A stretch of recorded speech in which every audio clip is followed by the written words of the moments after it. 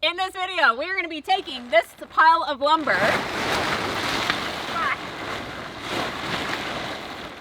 and turning it into a roof. Let's jump into it. If you missed part 1 of this series, then check out the description for a link to get caught up on building the deck you see here. First things first this week, I started off by cutting the material on top, which was the 3/4 inch plywood. This will fill in those voids in the decking left open where the fireplace will eventually be built. Instead of moving the boards, I just measured then cut everything in place. One great feature of the Triton circular saw is the laser light that shows you exactly where your cut line will be. If you're needing a respirator, I definitely recommend the Stealth Mask one I'm wearing. It's not only comfortable, but the twin filters filter out 99.9% of particles larger than 0.03 microns, protecting your lungs from all of this small dust. After the panels are cut, all 3 of these boards can be popped into place on the deck. Next step is to cut the 4 posts to receive the beams. A beam will span across from post to post, and each post will have a notch in it for the beam to sit in. Since the beams are different heights and thicknesses, each knot is slightly different than the other. I used my Triton circular saw to make these cuts, adjusting the deck of the saw to account for the depth differences. Instead of overcutting the lines, after getting as far as I could with my circular saw, I switched over to the Sawzall. Being watchful on both the front and back of the cut to make sure my blade was cutting straight and not drifting left and right. For tasks like this, I recommend the Diablo Carbide Tip Demo Demon, as it has aggressive teeth that makes cutting fast, but also has large gullets between the teeth to provide fast chip removal.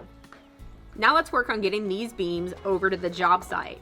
This is no small task, but thankfully I have some equipment to help.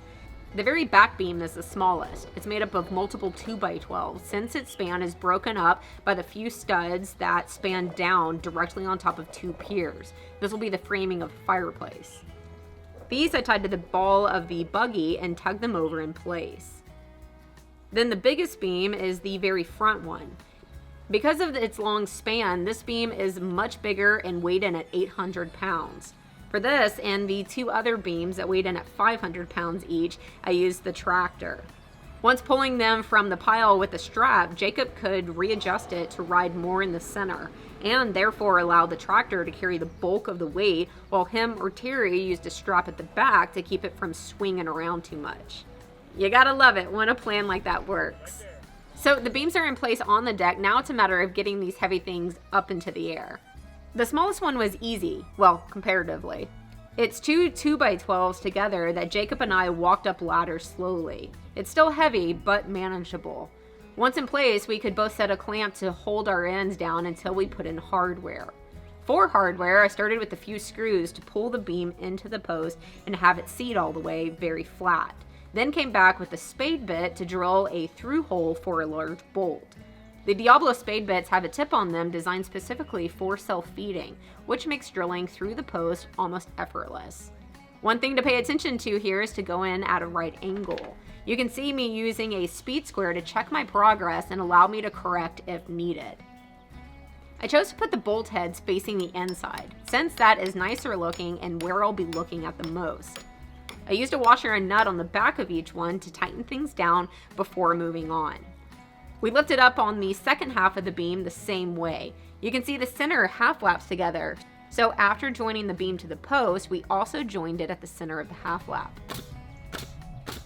For the other 3 beams, we actually tried to pick them up and see if it were possible. And even though we could actually pick them up and hold on to them for a short time, there was no way I could bench press it up and into its notch. So bring in more equipment. This time, a chain hoist. Jacob has used them in so many applications, it's trained me to think of them in tricky situations like this one. If you noticed when I was notching out the posts that they were left long, it's solely for the purpose of being able to utilize a chain hoist now. Do you see where I'm going? Now the hook of the chain hoist can be dropped down to the beam, attached to some hoop straps I've pulled in on all of my large builds, and pull it up with almost little to no effort. Tell me that isn't slick. The strap stayed on as a safety net until we were able to get the bolts in place and the beam fully attached to the post on both sides. I used my Triton electric planer to get the beam nice and smooth on the end, since I won't be able to do that later once the hardware is in. This mini planer came in handy so many times during this build. Next, we moved the chain hoist setups to the back and repeated. I asked David, who's the manager of the woodshed, to join us for a few days, since it's great having 3 carpenters for the roofing portion of the build. While him and I picked up and set the 3rd beam, Jacob was detailing the 4th and final beam. He really wanted to put in a half-lap miter on the ends of the front beam, since it will be the most visible. He couldn't use a circular saw to cut all the way through the thick beam, so he switched to a handsaw and a hammer to finish it off. And you know what they say, if it doesn't work, grab a bigger hammer. Now, if all goes right, this should fit perfectly there.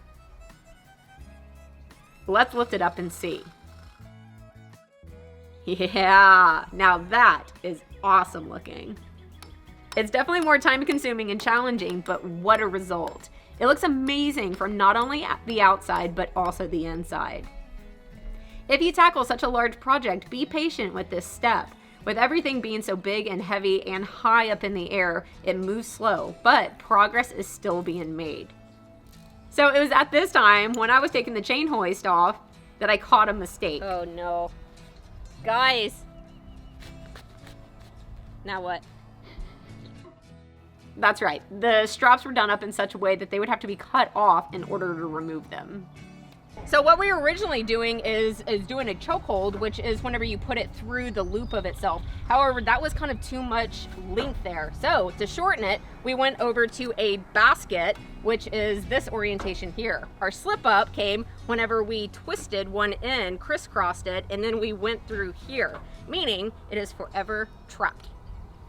I actually find this mistake hilarious and decided to leave them as part of the build and story. I'm always gonna chuckle when recounting it to people asking about them. It's amazing how long it takes to get 4 heavy beams so high up in the air, but that's okay. What a spectacular sight.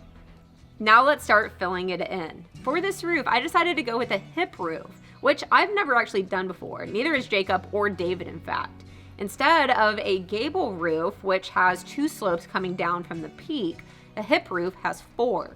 None of us were sure how to tackle it, so if you're a framer with experience, let me know in the comments if you do something different. Our plan was to build 2 kickstands for the center of the deck and suspend the center ridge rafter. Then come off the ridge with a few rafters that span from the ridge over to the beams. Jacob was the cut man on the ground, as he was the one to take the time to model out all the details of the build. David kept the scaffolding at the center of the deck, while I had a ladder stationed at either beam so that I could easily hop back and forth. David would set up his end first, then I would use a timberlock screw to pin the tail down to the beam. Prior to setting anything in place, we laid out marks to tell us the exact position of things needing to go. David marked the ridge cap before hoisting it up into the kickstands, while I marked the top of the beams. While there, I also took my mini planer to the top edges to flatten the beam so it wouldn't give us issues when the bird's mouth got seated on it. At this point, it kind of looks like a gable, but the next members start setting it apart. This rafter goes from the ridge to the front beam, then this one, at the same angle, goes from the ridge to the back beam. And now you can see the general shape of the final roof will have. The last members we wanted to be sure to get in before calling it a night are called collar ties. These are boards that are connected to opposing rafters, intended to help them resist separation from the ridge beam during storms or high winds. David and I used the hoop straps to help hold the rafter while I passed it up and got in position. After, it was time to move the kickstands out and see if the roof loaded. Yay! Look, guys! We have a roof that stands. Baby's first hip roof. All of our first hip roofs. That's an accomplishment. With the main ridge in place, now we could start filling it in. Oh, well, after cutting the post flush. Earlier, we left them long to hoist the beams up, but now they were in the way. I was able to quickly go through and hack them off flush so that we would have a clear path to put the 4 corner rafters that make up the hip roof. These 4 rafters have a compound angle on one end that will go in a nook on the ridge, while the other has a long seat cut that will fly out past the post. Once Jake was done cutting one, he would pass it up to David and I to install. I would use a framing nailer to pin it in place on my end, then David would drive in a timber lock on his. These 4 rafters are the last 4 to be attached to the ridge, so we went ahead and installed all of them before moving on to the rest of the rafters.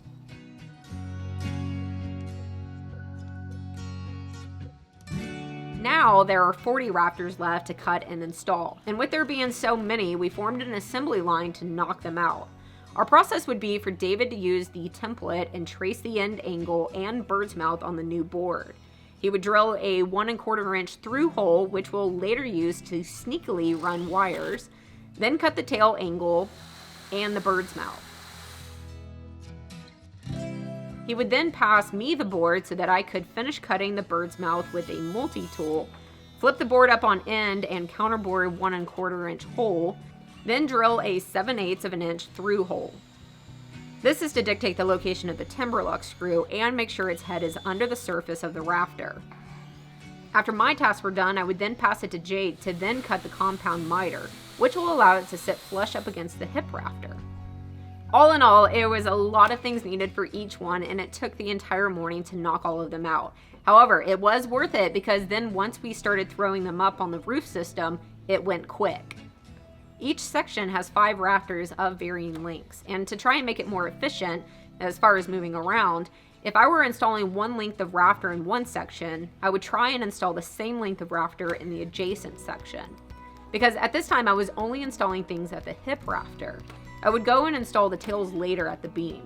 This meant I could pin in one rafter, pin in the next, and then really secure the now 3 rafters together before moving my scaffolding just a short distance to repeat on the next length. Using galvanized ring shank nails here, I would typically pin the rafter in first from the top, and then once I had the second rafter pinned as well, I would then drive in 3 nails per side to sandwich them all together. After all the insides were installed, next we went around to attach the tails. We already placed marks on the top side of the beam before we got started. Whether you go with 16 or 24-inch centers, making sure your rafters end up on those marks will save you worlds of trouble once you start covering them up. Each one of the tails are held in place with a timber lock, but you could also go with toenails if you prefer. I should have kept time on how long it took us to fill in the rafters. I didn't, but I do know it went quick, and man, what a drastic change. I personally love all framing. There's just something really beautiful about it to me. And what about this hip roof? It is definitely more complicated than a traditional gable roof, but not so much more, and I definitely think it was worth it. In the next video, I'll start off by installing the fascia. Then I'll show you my cool plan for the roof so that I can always enjoy looking at the framing. Stay tuned if you're interested.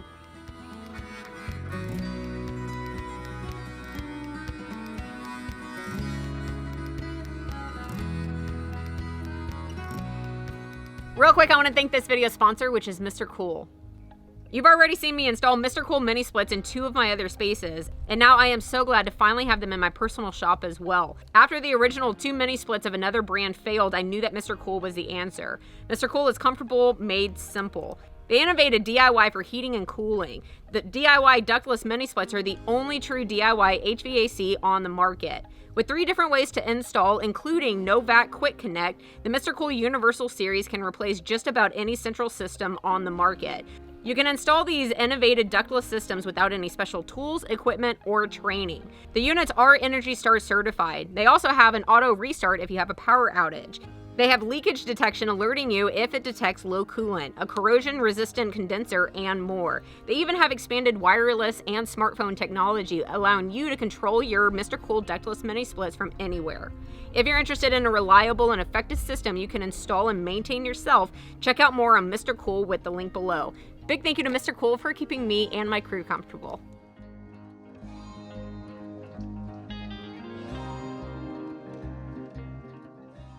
If you are looking for some great sawhorse plans, then I have a link for you right here for this one, as well as 2 other variations. This one's cheap, it's sturdy, it's very quick to put together, and the thing that I like the best is that it's foldable.